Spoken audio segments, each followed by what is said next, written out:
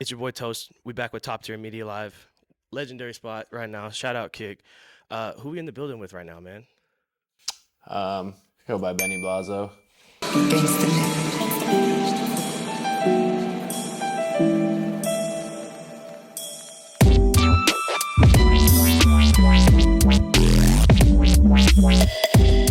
Oh. Flop.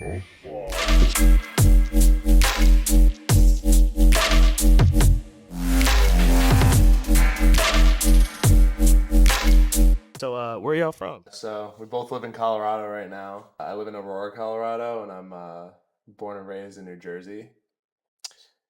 Yeah, I live up in the mountains in Breckenridge, but born and raised in the Northeast in Rhode Island. Yeah, we're a couple of Northeast transplants up there. Boys. Yeah, yeah, For sure. And you guys make EDM. yeah. We make bass music. We're also we've been homies for a while, and we met in the Red Rocks parking lot. Met in Red Rocks parking 2018 lot. For a Rusco show. Fucked around, became boys. He was a DJ when I met him. I wasn't nothing, and then he kind of like taught me a few things, and now kind of steamrolled into like bigger project, and like we do things together, and we go by the Sloppy Boys when we do. That's our like duo project. Yeah, it's been a fun few years since we met. So, you met in the Red Rocks parking lot at a show for Roscoe. He's actually pretty good. I've seen him for a couple shows. Uh, and it just transcended into a bigger relationship for music and led to bookings. We were both like physical artists. I used to blow glass. He used to be a badass tie-dye artist. Sick. And yeah, we kind of initially bonded over that and the love of the music scene and going out to shows and having fun. And we were both hustling in the parking lot trying to sell our goods. So like we were just like, oh yeah, homies. So I watched you guys play your sets last night. I watched you guys also throw down heavy sets. How long did it take to get good, and when did you start? I started probably 6 or 7 years ago, just messing around on Ableton. Never really got too deep into it until I started DJing. I got really deep into DJing, just late nights with the homies, hours and hours and hours of just going back to back. And then, yeah, it kind of just progresses over the years, a little bit here, a little bit there. You get a little bit more comfortable. Shit starts to flow a little bit better, and, you get a little deeper. Yeah, so, I mean, like I said, when I met him, I didn't really know how to do any of this stuff. So I think it was during COVID, he invited me and, a few of our friends up to this Renegade festival up in the mountains. Like there was nothing going on because it was COVID, so we were like, he was connected with a bunch of people that were just like, fuck it, dude. Just like throwing little parties. We're just gonna throw a party in the woods. Like even though we're not allowed to be within like feet of each other, like nobody really gave a shit. So yeah, there was. I went to a COVID party. Yeah. That's like, where I met this man. Right? Yeah. Oh, so you met this guy. Yep. What's good, baby? Yep. Dex, you know what's good. So you met. Talk to him real quick for a second. Like, how did you guys, initially link up with each other? So my boy Henry was actually the guitar player in my other project. I'm also in a reggae band called Settle Down. Yeah, I met him there as well too, and he threw this little Renegade festival out in his property in Colorado, super rural Colorado. And I just so happened to get a +1 from one of my homies who was playing the festival. Didn't know any of these cats, like was barely really in the scene at all, and just met like basically all my best friends that I fuck with super heavy now. What was that? How many years ago was that? That was 2020. That was like 2020, yeah. Yeah, right when the lockdown was. It's wild. Hitting hard. Yeah. Fat minute ago. Yeah. 5 years now. So you've been to some pinch festivals. You've been to some like out of pocket places. Yeah. What was it like DJing? Or did you play at Texas Eclipse, or were you just an attendee, or like? Oh, I was just a patron at that one because I needed to be there. Yeah. You know, like that was like a historic moment in, you know, the history of the planet, you know, Facts. to having an eclipse like that, with like music going on under it. And that was definitely a cool one. The festival actually got canceled on the last day, because of rain expectations, because like the whole thing was like in this valley. So like I woke up on the morning of, like, to like a knock on my window. I was sleeping in my car. They're like, you know, festival's canceled. I'm like, shut the fuck up, dude. Like, I'm not in the mood for jokes right now. And they're like, no, like it's canceled. I'm like, well, shit. It's the eclipse day, you know. You gotta like, go that's- home, but you can't stay here. That's the whole point of the festival. We got to actually see the eclipse kick off, which was sick. But then we had to dip. So that was, and then it turned out that night, like it torrential downpoured and like the valley filled up with water. So like they made the right call, but you know, it was just like, damn. But yeah, I mean, been to a lot of things, and then that Renegade Festival during COVID, first time I got to see this guy like actually play. Like, you know, we were homies and I knew he was a DJ, but like first time I saw him on stage and I'm like, oh shit, like this is cool. Like the homie could do it, I could do it. Then right after that, like I picked up DJing. Yeah, like, what was it? Was it Sun Squabby we went to at the Mish, the COVID show? Yeah, dude, Sun Sun We Squabby. rented this little KOA cabin to stay in, and I brought my decks and a little PA speaker, and he got on the decks for the first time ever that night. I'll always remember that, because he was just super fucking stoked. Yeah, I was like locked in from there. Yeah. Just like playing to like a few people in like this random camping cabin for Sun Squabby, still during COVID. But that was a legit show. Like, actually, like this venue like had it was called like pod shows, where They're just different. They were just tables. Different tables like roped off, but then like you actually got like every pod got like bottle service, which was actually sick. Basically. Like, I kind of wish You were waited on. Yeah, Bottle service. Bottle service, dude. Like they Pod. were. Dude, they were Bottle service. Bottle service, dude. We that we got to bring that back because that was tight. If you're gonna party with these guys, you gotta stay in here. Yeah. Get bottle service. Yeah, that was sick. Man, if you could do a back-to-back set with any DJ of your choosing in the world, alive or dead, who would it be? Any DJ. Bro, that's rough. That's a rough. That's a tough Yeah. one. Without their permission too. Like just you. I want you. I mean, my first thing that comes to mind is the boy Big D, Big PL, Pretty Lights. Doing it back to back with that man would be something special. Yeah. Why though? Is it just because it was I your mean, favorite? just his or- music is just like really has always resonated with me on such a deep level, and it's so emotional, but also so fucking gangster and so sick. Yeah, Like, his music would go good with Pretty Lights too, for sure. I feel like I definitely draw like basically like most of my influence from like that kind of corner of the electronic scene. Yeah. That's tight. Yeah. I have a hard time like pinpointing like I'm thinking when I'm thinking about this question, it's like there's like two types of people, like there's like DJs and producers. So like I'm having a hard time thinking of like who I would want to be like a producer up there, like mixing my music with, because like you know, I'm a very like niche artist, but like as a you know a good DJ as well, like I would want to be up with someone. Like I'd do it back to back. I'd rip it back to back with Detox Unit for sure. Like cause he's up there getting it, and like I need to check him out. Yeah, dude. Like yeah, he's sick with his DJ sets. So I think that would be a sick one. Y'all, and his name's Joe too. So Tight. Joe B. Joe. Yeah, Joe B. Joe. So is there a dream destination or somewhere that you guys would like to play eventually, or like is there somewhere that you got your goal set? 1, 2, 3, Red Rocks. I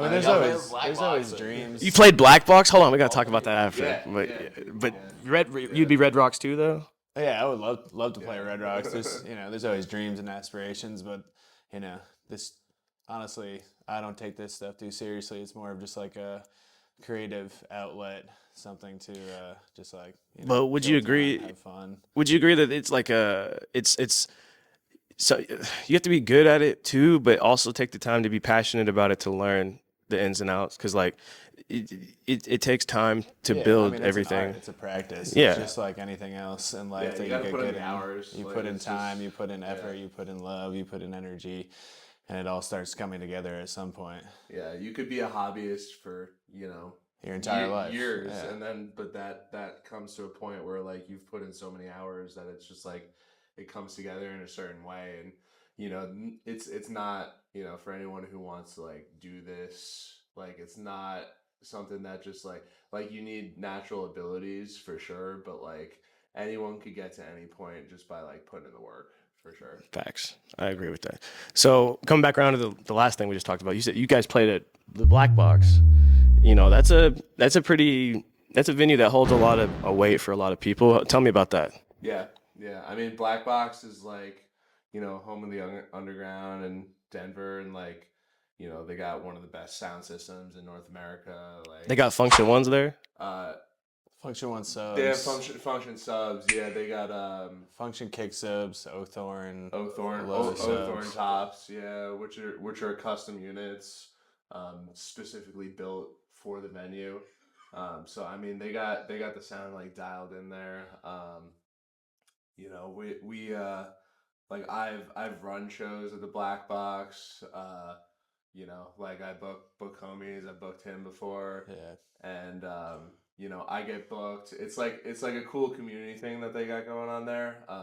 Like promoters run shows, the space gets rented out to them.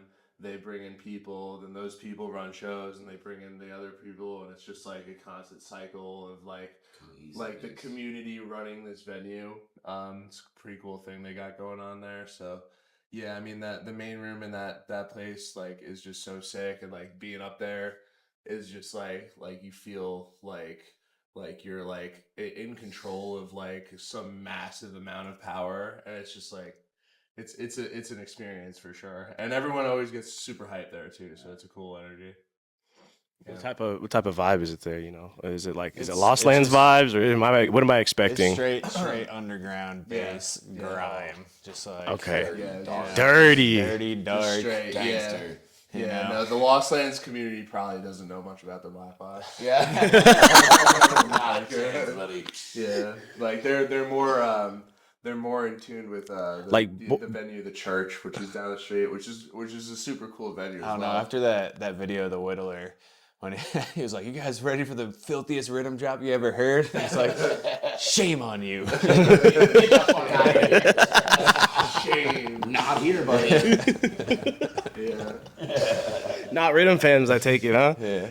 I mean, You like, know, I respect old it, yeah. school real dubstep rhythm, but Yeah. this like yeah, it's crazy it's weird. robot, I think it's weird. screechy. Yeah, I shit think it's is- weird that the bro step genre kind of took over the subgenre name rhythm, because that's not rhythm. Yeah, Yeah, I mean, that's rhythm rhythm is like, is derived from reggae music from Yeah. Jamaica. Yeah, It's like like it's rhythm, the rhythm. Like you know, it's yeah. that's where It's- dubstep it's comes not- from.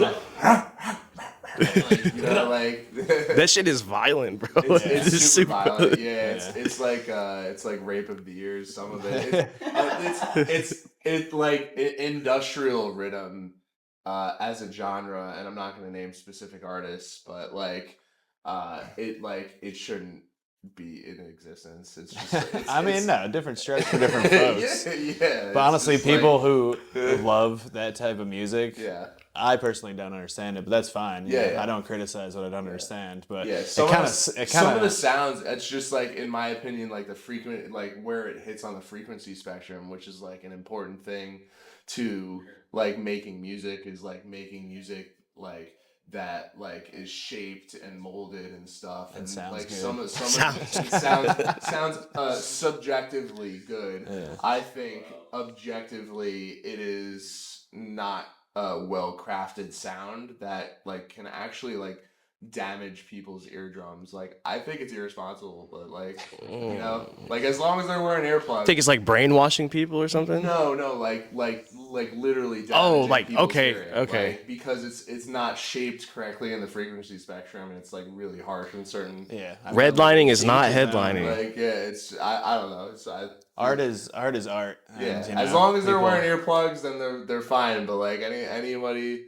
who walks into one of those shows in the wrong spot in the focal point with these big giant sound systems, like they could get hurt. I don't know. Facts. Well, what's one of the biggest thing you think that you've done in your career, music wise? Because obviously, a lot of people that hustle and they have goods, like, you know, even if it's just glass or tie dye, like you guys had, like, you know, that's still a functionality, that's still a business, like, and there's still like you might run into somebody do something right, but like, what is the biggest thing you feel like you've done in your career?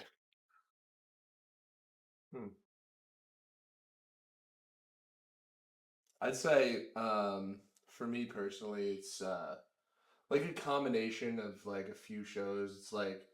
It's like taking steps in this music career, like getting to play the Black Box and then getting to play Cervantes, like, you know, stepping up in the local club scene and then getting to play a festival for 300 people and getting to play like, you know, random after parties and there's like 1,000 people there. It's just like stepping into these like milestones and just like continuing to build. Like, that's really what it's about. It's just like putting like I said before, like putting in the work and like, you know, kind of like fulfilling some things. And um you know, I'm still kind of like working towards like making um you know, more steps like that in like my actual like producing music. And you know, I'm working on my first album right now, and um pretty excited about that. Like, I've released like things here and there, so you know, just keep building. And it's like you never not have the opportunity to have that next big moment in your in your work. Yeah, I mean, personally, I've never really pushed myself in like the producing DJing world into like anything like big, which I would consider like a milestone. But we just played so many like free parties for the people. Like, whenever a homie asked me to come up and play, I just, you know, I'll come out. USB ready. Yeah, yeah, it's definitely something Part of the job. something Yeah. I've thought about and something I've wanted to like push a little bit more. But like I said, I've, you know, done glass blowing. I've started a clothing brand under the Benny Blasso moniker. I have my reggae side project, my reggae band as well. So lots of like balls in the air, and never really pushed it too hard. But we have like we do these things, full moon parties, where we take a sound system up onto one of the mountain passes in the middle of winter during the full moon in Colorado, and we throw a free party for the people. And Sick. shout out Connection Collective. We've had people like Copycat, Frequent, like Copycat's fire. yeah, like big names coming out. Homemade Spaceship,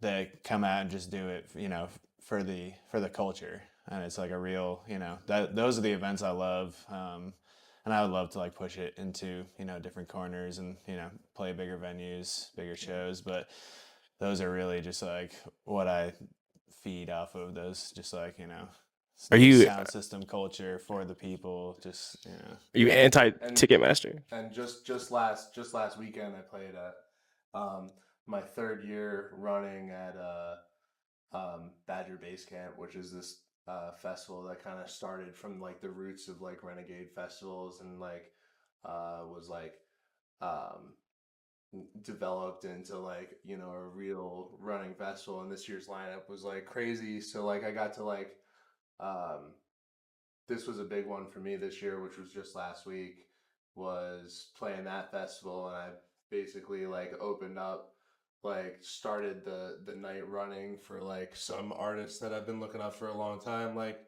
it's like me into Hudson Lee, into Frequent, into Human Dollar, into Duffrey, into Killsmith. And like that was the nice lineup, which like all those guys are like absolutely massive. Also, I forgot Cloud Forest in there, like who he's a buddy of mine, Max. Like he is like on the up and up. His music makes me melt.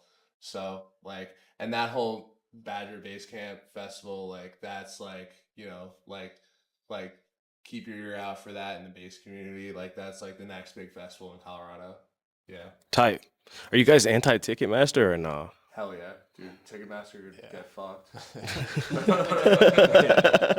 I had to ask because me too. It's an evil company. All the big corporate evil conglomerate business ticket model. fucking monopoly holders over Yeah, the industry like I who thought push monopolies resale were of supposed big to be illegal.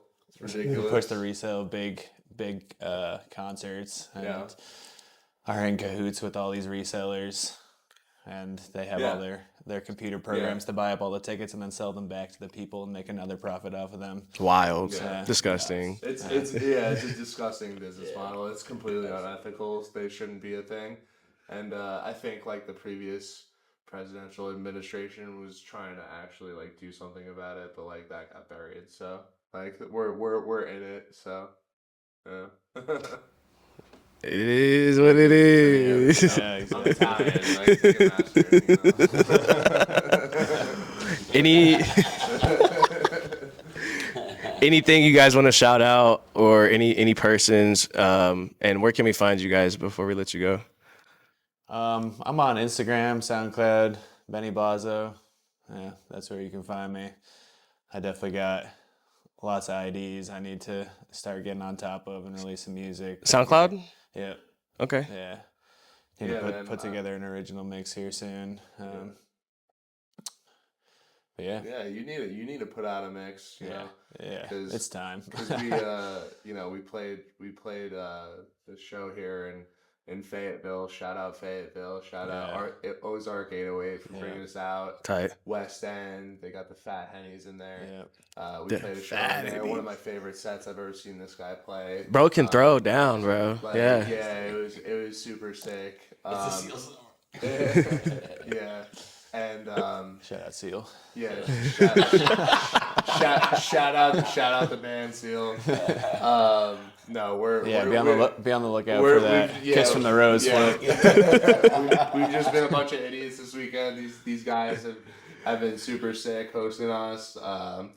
You know, it's been a great experience. Much love for Fayetteville for sure.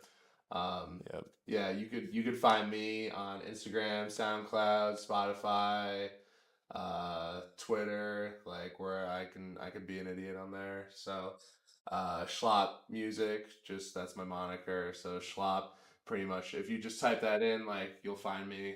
Like I'm pretty much the only Shlop out there. So yeah, like I'm proud of that one too. Nice. So yeah. I mean, thanks, dude. For sure. Yeah. Your gangster is not defined by how low your jeans fall by your waist, but more how your jeans stand over his expectations. Your gangster. Your gangster is not defined by how many rocks are in your watch, but more how many rocks you move while on your watch. Gangsters.